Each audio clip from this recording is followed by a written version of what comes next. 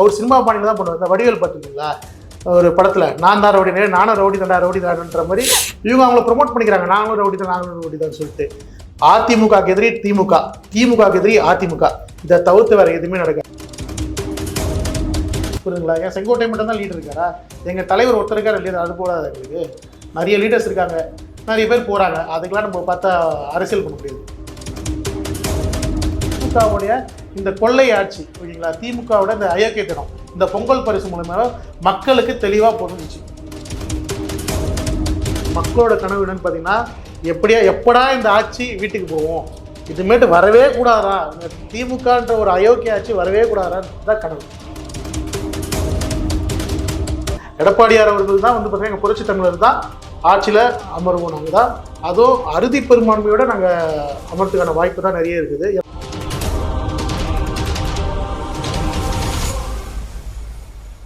அரசியல் கட்சிகள் ஒவ்வொன்றுக்குமே அதோட பேஸ்மெண்ட் ரொம்ப ஸ்ட்ராங்காக இருக்கும். இந்த பேஸ்மெண்ட்ன்றது கிளைக்கழகம், வட்டக்கழகம் இப்படி சொல்லுவாங்க. ஸோ அப்படி ஒரு வட்ட செயலாளரை இன்னைக்கு நம்ம ஒரு பேட்டி காண போகிறோம். அதிமுகவோட வட்ட செயலாளர் திரு நக்கீரநகர் சுரேஷ் அவர்களுக்கு தான் நம்ம சில விஷயங்களை கேட்க போகிறோம். சொல்லுங்க. எல்லா கட்சியிலுமே எப்படின்னு தெரியாது எங்களுக்கு. ஏன்னா நீங்கள் இப்போ தான் சொன்னீங்க எல்லா கட்சியிலையும் சொல்லிட்டு. எங்கள் கட்சியை பொறுத்த வரைக்கும் பார்த்தீங்கன்னா எங்கள் தலைவரோட ஆணைக்கணுங்க மாவட்ட தலைவர் அறிவுறுத்தல் பேரில் வந்து பார்த்தீங்கன்னா நாங்கள் எல்லா பணிகளும் சரிவர பண்ணிட்டு இருக்கோம் எல்லாத்துலேயுமே. இப்போ உதாரணத்துக்கு பார்த்தீங்கன்னா இந்த எஸ்ஏஆர் ஒர்க் ஆகட்டும், இப்போ வந்து பார்த்தீங்கன்னா எங்கள் தலைவர் வந்து வாக்குறுதிகள் அறிவித்தாங்க. அது முதல் கொண்டு எல்லாமே வீடு வீடாக போயிட்டு துண்டு பிரச்சாரம் மேற்கொண்டு எல்லாமே நம்ம புரிய வச்சுருக்கோம். ஸோ கிரவுண்ட் லெவல் வரைக்கும் பார்த்தீங்கன்னா பாகப்பொறுப்பாளர்லாம் போட்டு நம்ம களத்தில் இறங்கி நம்ம தெளிவாக நம்ம வேலை செஞ்சுட்டு இருக்கோம் சார். என்டிஏ கூட்டணி எப்படி இருக்கு? பலமா இருக்கா? இந்த கூட்டணி தான் வலுவான கூட்டணி. இதுக்கு மேலே நம்ம எப்படி பார்க்க முடியும்? இன்னும் கட்சிகள் வரும் அப்படின்னு சொல்லி இன்னும் கட்சிகள் வருது எங்கள் தலைமை தான் முடிவு பண்ணும். தாவேகா தலைவர் விஜய் போசின் போதெல்லாம் தாவேகாவுக்கும் திமுகவும் இடையே தான் போட்டி அப்படின்றாரு. அதிமுக அவர் ஒரு பொருட்டை மதிப்பது இல்லையே, ஏன்? அதாவது முதல் தாவேகாக்கு ஆதரவு எப்படி இருக்குன்றதை விட்டு அவர் சொல்றாரு நாங்கள் தான் அடுத்த. அவர் நடிகர், அதனால அவர் சினிமா பாணியில் தான் பண்ணுவார். இந்த வடிவேல் பார்த்துருக்கீங்களா ஒரு படத்தில் நான் தான் ரவுடி, நானும் ரவுடி தாண்டா ரவுடி தான்ற மாதிரி இவங்க அவங்கள ப்ரொமோட் பண்ணிக்கிறாங்க. நாங்களும் ரவுடி தான், நாங்களும் ரவுடி தான் சொல்லிட்டு. அதிமுகக்கு எதிரி திமுக, திமுகக்கு எதிரி அதிமுக, இதை தவிர்த்து வேற எதுவுமே நடக்காது. சரிங்களா? அதனால இவங்க கத்துறவங்க கத்தின்னு தான் இருப்பாங்க. ஜெயிக்க போறது என்னவோ அமர போது என்னவோ எங்க தலைவர் புரட்சி தமிழர் தான். சரி, இப்போ நடக்கிற இந்த ஆட்சி குறித்து மக்கள் என்ன சொல்றாங்க? அதான் சொல்லட்டுமே, அந்த விலைவாசி ஏற்றம் இப்போ பார்த்தீங்கன்னா நம்ம அம்மாவோட ஆட்சியில் தலைவரோட ஆட்சியில் கொண்டு வந்து தாலிக்கு தங்கம் திட்டம் எல்லாமே ஸ்டாப் பண்ணிட்டாங்க. இப்போ லேப்டாப் பார்த்தீங்கன்னா கடைசியாக இருக்கிற மாணவர்களுக்கு மட்டும் கொடுக்குறாங்க. தேர்ட் இயர் கம்ப்ளீட் ஆகிற மாணவர்கள் கொடுக்குறாங்க. என்ன பிரயோஜனம் இருக்குது? ஒரு பிரயோஜனமும் இல்லை. அவனுங்க எடுத்துகிட்டு போயிட்டு அடுத்த வேலைக்கு தான் போகிறாங்க. இவங்க அந்த ஓட்டு கான்சன்ட்ரேட் பண்ணி பண்ணுறாங்க. ஆனால் அது நடக்காது. ஏன்னா அவங்களே என்ன பண்ணுறாங்கன்னா அதில் புரட்சி தமிழர் ஃபோட்டோ தான் எடுத்து காட்டுறாங்க. ஸோ அதனால இவங்களுக்கு எல்லாமே எதிர்ப்பு மட்டும்தான் இவங்களுக்கு வலுவாக இருக்குது. அதை இவங்க சும்மா மூடி முளைக்கிறாங்க. திராவிட மாடல் ஆட்சின்னு சொல்லி மூடி மறைக்கிறாங்களே தவிர்த்து அதில் எந்த ஒரு நிஜமும் கிடையாது. கண்டிப்பாக இந்த வாட்டி அவங்க மண்ணை கவ தான் போகிறாங்க. அதிமுகவில் இருந்து நிறைய பேர் விலகி தாவேகா பிற கட்சிகளை சேர்றாங்க. திமுக உள்ளிட்ட கட்சிகளில் இது அதிமுகவை பலவீனமாக்காதா? அதிமுகலேருந்து எவ்வளோ பேர் வெளியே போயிருக்காங்க. இவங்க 2 பேர் 3 பேர் போகிறதுனால கட்சி பலவீனச்சிட்டு போகுது? அதெல்லாம் ஒன்றுமே கிடையாது. இவங்களுக்கு இடம் இல்லாமல் இங்கே ஸ்டாண்ட் பண்ண முடியல அவங்களால.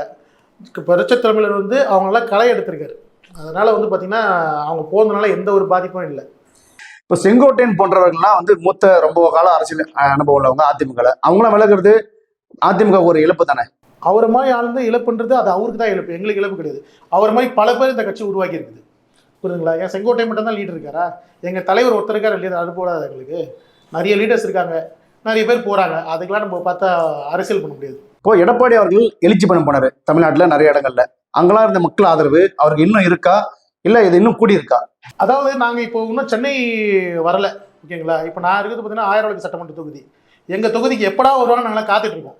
அப்போ உங்களுக்கு தெரியும் என்ன மாதிரி எழுச்சி இருக்குன்னு சொல்லிட்டு. மற்ற மாவட்டங்கள்லாம் எப்படின்றதா அதோட டபுள் மடங்கு இங்கே நடக்கிறதுக்கான நிறைய ஆர்வமாக இருக்கோம். நாங்கள் எல்லாருமே தொண்டர்களும் ஆர்வமாக இருக்காங்க, மக்கள் ஆர்வமாக இருக்காங்க. ஸோ அது எப்போ வரும் நாங்கள் எதிர்பார்த்துட்ருக்கோம். அது எங்கள் மாவட்ட செயலர் அறிவுறுத்தல் படி அந்த டேட் அனௌன்ஸ் பண்ணுவாங்க. அதுக்கோசம் வெயிட்டிங். இப்போ சமீபத்தில் அதிமுக வந்து நிறைய வாக்குறுதி மாதிரி கொடுத்தாரு எடப்பாடி அவர்கள். ஸோ அந்த மாதிரி வாக்குறுதிகள்லாம் வந்து ஓட்டா மாறுமா சார்? இது வாக்கா கண்டிப்பாக மாறும் சார். நீங்கள் வந்து எங்கள் தலைவர் புரட்சி தமிழர் வந்து பார்த்தீங்கன்னா பாருங்கள், பெண்களுக்கும் மட்டும் இல்லாமல் ஆண்களுக்கும் சேர்த்து சிந்திக்கிறதுனால தான் இலவச பஸ் பயணன்றது 2 பேருக்கும் சேர்த்து போட்டிருக்காரு. அப்போ இதுலேருந்தே பாருங்கள் அவங்க எந்த தொலைநோக்கு பார்வையோட ஒரு திட்டங்களை திகட்டுறாருன்னு சொல்லிட்டு. சரிங்களா? அதனால் கண்டிப்பாக இந்த வாட்டி எங்களோட திட்டங்கள் வந்து பார்த்திங்கன்னா ரொம்ப அருமையாக இருக்கும். இன்னும் நிறைய திட்டங்களும் கொண்டு வருவாங்க. கண்டிப்பாக இந்த திட்டங்களை வச்சு எங்களுக்கு ஓட்டு வாங்குறதுக்கான போதுமானது. இப்போ பொங்கல் பரிசு தொகையா ஒரு 3000 ரூபாய் கொடுத்தாங்க திமுக தரப்புல. இது திமுகவுக்கு ஒரு சாதகமான விஷயம் தானே? மக்கள்கிட்ட அந்த 3000 ரூபாய் போய் ரீச் ஆயிருக்கு இல்லையா? கண்டிப்பா ரீச்சே ஆகாது. ஏன்னா மக்கள்லாம் தெளிவா இருக்காங்க. மக்கள்லாம் முட்டாள்கள் கிடையாது. இத்தனை வருஷமா கொடுக்கல, எலெக்ஷன் நெருங்கும்போது மட்டும் தராங்க. சரி அப்பயாச்சும் ஒரு 5000 கொடுத்தாங்களா? ஏன்னா இப்ப நம்ம கவர்மெண்ட்ல இருக்கும்போது எங்க புரட்சி தமிழர் வந்து பாத்தீங்கன்னா வருஷம் வருஷம் பொங்கல் பரிசு கொடுத்தாரு, பொங்கல் தொகை கொடுத்தாரு. இவங்க கடைசி நேரத்துல வந்து பாத்தீங்கன்னா 3000 கொடுத்துட்டு போறாங்க. ஓகேங்களா? இதுக்கு முன்னாடி துரைமுருகன் என்ன சொல்றாரு? அவரே ஸ்டேட்மெண்ட் நாங்க எலெக்ஷன் டைம்ல கொடுப்போம்னு சொன்னாரு. பாத்தீங்கன்னா கரெக்டா எலெக்ஷன் டைம் தான் கொடுத்துருக்காரு. இதுல இருந்தே திமுகவுடைய இந்த கொள்ளை ஆட்சி, ஓகேங்களா, திமுகவோட இந்த அயோக்கியத்தனம் இந்த பொங்கல் பரிசு மூலமா மக்களுக்கு தெளிவா புரிஞ்சிச்சு. இவங்க வந்து எலெக்ஷன் கோசம் தான் காசு தராங்கன்னு சொல்லிட்டு அவங்களுக்கு தெரியும். மக்கள் வாங்கிட்டாங்க, இல்லைன்னு சொல்ல. ஆனா அது ஓட்டா மாறுமான்னு பார்த்தா கண்டிப்பா ஓட்டா மாறவே மாறாது. அதிமுக ஒரு ஊழல் கட்சி அப்படின்ற விமர்சனத்தை விஜய் தொடர்ந்து வைக்கிறாரு. அவரே ஊழல் வளர்ந்தானே, இப்பதான் கோர்ட்டு தான் தீர்ப்பு கொடுத்துருக்காங்களே. இந்த புலி படம் இருக்குல்ல, அந்த புலி பார்த்தீங்கன்னா புலி படத்துக்கு வந்து வரி ஏய்ப்பு பண்ணியிருக்காரு சொல்லிட்டு கோர்ட்டு அபராதம் பண்ணியிருக்காரு தெரியும்ல. அதுக்கப்புறம் ஒரு சொகுசு கார் ஒன்று வாங்கினாரு, அதுக்குமே வரி ஏற்பு பண்ணிருக்காரு. இவங்களாம் தகுதியே கிடையாது. அது பத்தில ஊழல்வாதி பத்தி பேசுறது தகுதியே கிடையாது. நீ யாரு? ஓகேங்களா? நீ யார் முதல்ல நம்மளை பார்க்கணும், அப்புறம் தான் மற்றவங்களை பத்தி பேசணும். வேற சார் இல்ல அவர் வந்து ஊழலை பத்தி பேசுறாரு. ஆனா தியேட்டர்ல பாத்தீங்கன்னா அவரோட படம் அதான் பிளாக்ல டிக்கெட் விற்கிறாங்க, எல்லாமே தான் பண்றாங்க. எதுல அவர் ஊழல் பண்ணல? எல்லாத்தையும் தான் ஊழல் பண்ணிட்டு இருக்காரு. இதோ இப்போ கோர்ட்டு அனௌன்ஸ் பண்ணிட்டாங்க இந்த மாதிரி வரி ஏய்ப்பு பண்ணியிருக்காரு. ஸோ அதுலேயே கிளியர் ஸ்டேட்மெண்ட் ஒரு ஊழல்வாதின்னு சொல்லிட்டு பிளாக்ல டிக்கெட் விற்கிறாங்க, அதுவும் ஊழல்வாதி தான். அவங்களுடைய ஆடியோ லான்ச் ஃபங்க்ஷனுக்கு, ஓகேங்களா, ஆடியோ லான்ச் ஃபங்க்ஷன் வந்து இப்போ மலேசியாவில் இருந்ததா 41 குடும்பம் வந்து இறந்தது. ஓகேங்களா, அதை கூட அக்கறை இல்லாமல் இவர் போய் ஆடியோ லான்ச் ஃபங்க்ஷனுக்கு போய் ஆடி காட்டுறாரு. இது எந்த வயதில் ஒரு தொண்டை ஏற்றுப்பான்? ஓகேங்களா, ஒரு தொண்டனை விடுங்க, மக்கள் எப்படி ஏற்றுப்பாங்க? 41 உயிரை சாவடிச்சுட்டு, ஓகேங்களா, ஆடியோ லான்ச் ஃபங்க்ஷன் சொல்லிட்டு மலேசியாவில் போயிட்டு அவங்களுடைய ஒரு நண்பராக ஒருத்தர் அந்த வீட்டுக்கு போயிட்டு அது ஒரு பிகைன் நூட்ஸ் அதெல்லாம் ஒரு ப்ரொமோ காட்டிட்டு இருக்காங்க. எப்படி இவங்களாம் அந்த சாப்பாடு சாப்பிட்றதுக்கு மனசு வருது? போய் அங்கே போய் டான்ஸ் ஆடிட்டு இருக்காங்க.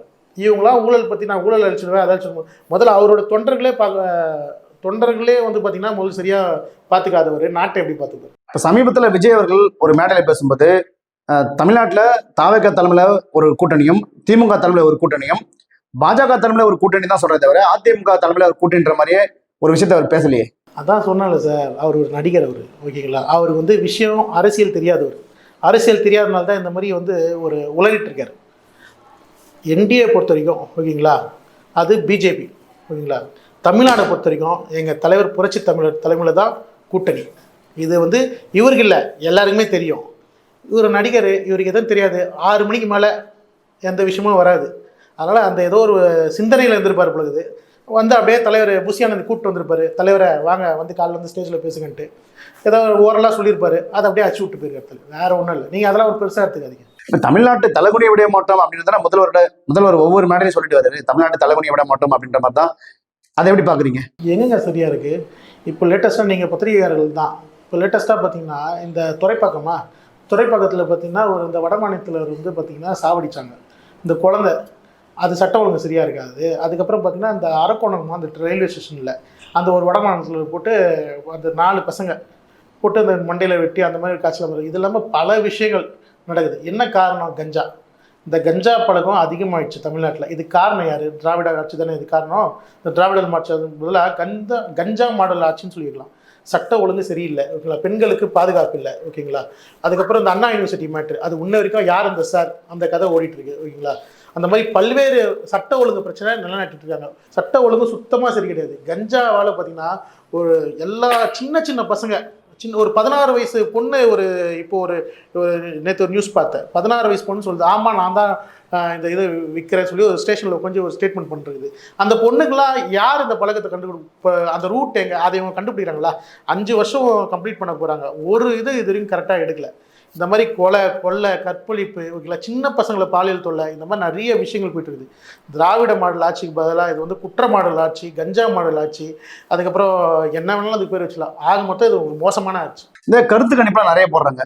விஜய்க்கு வந்து கிட்டத்தட்ட ஒரு 20% மேலே ஓட்டு இருக்கு அப்படின்ட்டு. இதெல்லாம் எப்படி பார்க்குறீங்க சார்? அது எலெக்ஷனுக்கு அப்புறம் தெரியும் சார். நம்ம அதை பற்றிலாம் நம்ம பெருசாக யோசிக்க தேவை. எலெக்ஷனுக்கு அப்புறம் தெரியும் அவர் என்ன ஆகுறன்னு சொல்லிட்டு. நீங்கள் வேணால் பாருங்கள், எலெக்ஷனுக்கு அப்புறம் அவர் இப்போ வந்து படம்லாம் நடிக்க மாட்டேன்னு சொல்லி ஒரு ஏதோ சபதம் பண்ணுறீங்கன்னு சொல்லுது. நீங்கள் அதை பற்றிலாம் யோசிக்க தேவையில்ல. எலெக்ஷன் முடிஞ்ச பிறகு ஆட்டோமேட்டிக்காக சார்ட்டர் ஃப்ளைட் எடுத்துன்னு கிளம்பிடுவார். சரி, ஓகே. ஒரு வட்ட செயலாளராக உங்கள் வட்டத்தில் உங்கள் பணி எப்படி இருக்குது? வட்ட செயலராக 1000 விளக்கில் எங்கள் பணி சிறப்பாக, எங்கள் மாவட்ட செயலரோட அறிவுறுத்தல்படி எங்கள் பணி ரொம்ப சிறப்பாக இருக்குது. அரசியல் களப்பணி வேலைகள்லாம் எப்படி இருக்கு? ஒரு வட்ட செயலாளரா உங்க வட்டத்துல உங்களோட களப்பணிகள் எப்படி போயிட்டு இருக்கு? களம் பார்த்தீங்கன்னா அடுத்தது இப்போ எலெக்ஷன் இருந்தா கூட, இப்போ எலெக்ஷன் தான் நடக்க போகுது, அது சீக்கிரமா நடந்தா கூட எடப்பாடியார் அவர்கள் தான் வந்து பார்த்தீங்கன்னா எங்கள் புரட்சி தமிழர் தான் ஆட்சியில் அமர்வோம். நாங்கள் தான் அதுவும் அறுதி பெரும்பான்மையோட நாங்கள் அமர்த்துக்கான வாய்ப்பு தான் நிறைய இருக்குது. ஏன்னா மக்களும் பார்த்தீங்கன்னா ரொம்ப கஷ்டப்படுறாங்க. ஏன்னா விலைவாசி ஏற்றம், அதுக்கப்புறம் பார்த்தீங்கன்னா டேக்ஸ் பிரச்சனை, வீட்டு வரி, அப்புறம் இபி கணக்கு எடுக்கிறேன்றாங்க, அது சுத்தமாக எடுக்கல. அந்த மாதிரி நிறைய விஷயம். இப்போ நாங்கள் கூட பார்த்தீங்கன்னா இதெல்லாம் உங்களுக்கு போன ஆட்சியில் எவ்வளோ உங்களுக்கு விலைவாசி இருந்தது, இந்த ஆட்சியில் எவ்வளோ விலைவாசி இருந்தது, ஒரு சர்வே மாதிரி நம்ம எடுத்தோம். அதில் பார்த்தீங்கன்னா ஒரு போன வாட்டி வந்து பார்த்தீங்கன்னா நம்ம ஆட்சியில் தலைவர் இருக்கும்போது பார்த்தீங்கன்னா ஒரு மளிகை சாமான் பொருள் வந்து ஒரு மாதத்துக்கு பார்த்தீங்கன்னா 2000 ரூபானா, இப்போ பார்த்தீங்கன்னா எல்லாரும் சொல்கிறது வந்து 6000 ரூபா 8000 தான் சொல்கிறாங்க. அப்போ எவ்வளோ விலைவாசி ஏற்றுன்னு போகுது. அதனால களம் எங்களுக்கு கரெக்டாக இருக்குது. நம்ம தான் புரட்சி தமிழர் தான் இந்த வாட்டி முதலமைச்சராக நாற்காலில் அமர்வார். சரி, ஒருவேளை அதிமுக வெற்றி பெற்றால் ஆட்சி எப்படி இருக்கும்? வரப்போற ஆட்சி வந்து பார்த்தீங்கன்னா ஒரு சொர்க்கமாக இருக்கும். அதாவது நாட்டு மக்களுக்கு, தமிழ்நாட்டு மக்களுக்கு வந்து பார்த்தீங்கன்னா எங்கள் எடப்பாடியார் 4 ஆண்டு காலங்களில் என்னென்னா சாதனை பண்ணார் உங்களுக்கு நல்லாவே தெரியும். அந்த கொரோனா காலத்துலேயே அவ்வளோ சிறப்பாக செயல்பட்டார் எங்கள் எடப்பாடியார் அவர்கள், ஓகேங்களா, புரட்சி தமிழர் அவர்கள். அதே மாதிரி இப்போ இந்த 5 இப்போ ஸ்டார்ட் 2026 இந்த அரசியல் அமைப்பு பார்த்திங்கன்னா நம்ம முதலமைச்சர் அவர் பதவியேற்றோடனே நிறைய நலத்திட்ட உதவிகள் கண்டிப்பாக செய்வோம். முக்கியமாக மகளிருக்கு, இப்போ அதுக்கப்புறம் பார்த்திங்கன்னா முதியவர்களுக்கு, அது கஞ்சாவை ஒழிக்கிறதுக்கான அது என்னவோ அவர் கண்டிப்பாக பண்ணால். சட்ட ஒழுங்கு உங்களுக்கு நல்லாவே தெரியும், அம்மாவோட ஆட்சியில் புரட்சி தமிழோட ஆட்சியில் பார்த்தீங்கன்னா சட்ட ஒழுங்கு அவ்வளோ அழகாக இருக்கும். கண்டிப்பாக சட்ட ஒழுங்கு நல்லாயிருக்கும். இந்த கஞ்சா முற்றிலும் ஒழிக்கப்படும், ஓகேங்களா. பெண்களுக்கும் ப்ளஸ் வந்து ஆண்களுக்கும் சமமாக எல்லாமே நல்லபடியாக பண்ணி கொடுப்பாங்க. நல்ல ஒரு சொர்க்கமான ஆட்சி அமையும். அடுத்த எலெக்ஷன் வந்தாலும் இந்த 5 வருஷம் இல்லாமல் அடுத்த வரப்போகிற எலெக்ஷன்லையும் அனைத்து இந்திய அண்ணா திராவிட முன்னேற்ற கழகத்தின் தலைமையிலான கூட்டணி தான் கண்டிப்பாக எல்லா தேர்தலும் வெல்லும். முதல்வர் உங்கள் கனவை சொல்லுங்க அப்படின்னு ஒரு திட்டத்தை சொல்லிருக்காரு, அது குறித்து உங்க பார்வை என்ன? எங்களோட கனவு இல்லை, மக்களோட கனவு என்னன்னு பார்த்தீங்கன்னா, எப்படா இந்த ஆட்சி வீட்டுக்கு போவோம், இதுமேட்டு வரவே கூடாதா. திமுக கூட்டணிலயும் சில குழப்பங்கள்லாம் இருக்குது, அதை பத்தி என்ன? திமுக கூட்டணி ஆமா, இப்போ காங்கிரஸ் ஏதோ வெளியே போகிறாங்கன்னு சொல்லிட்டு இருக்காங்க. ஆனால் அவர் சொல்றாரு இந்த மாதிரி எங்கள் தலைவர் வந்து கத்திட்டு இருக்காரு, நான் தான் தலைமைன்னு சொல்லிட்டு. அவங்களோட கூட்டணியை முதல் ஒழுங்காக பார்க்க சொல்லுங்கள். எல்லாமே பிரிஞ்சு போயிட்டுருக்காங்க.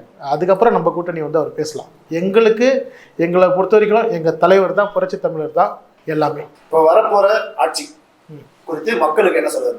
இந்த வருகின்ற ஆட்சி வந்து பார்த்திங்கன்னா எங்கள் புரட்சி தமிழோட ஆட்சி வந்து பார்த்திங்கன்னா என்னென்ன மக்களுக்கு தேவையோ அது எல்லாமே நிறைவேற்றக்கூடிய ஒரு ஆட்சியோ.